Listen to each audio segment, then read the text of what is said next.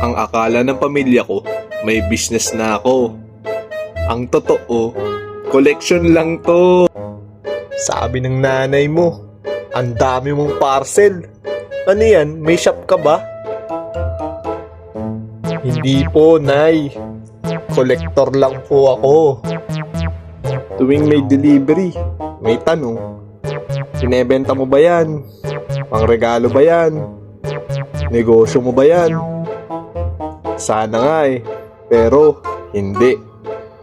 Wala akong resibo na may tubo, pero may resibo ng kasiyahan sa bawat item. Hindi man to negosyo, pero bawat piraso ng collection ko, investment ko para sa aking kaliligaya. O ikaw, mag-invest ka na. Buhay na tunay sa bawat aksyon ko at binubuhay.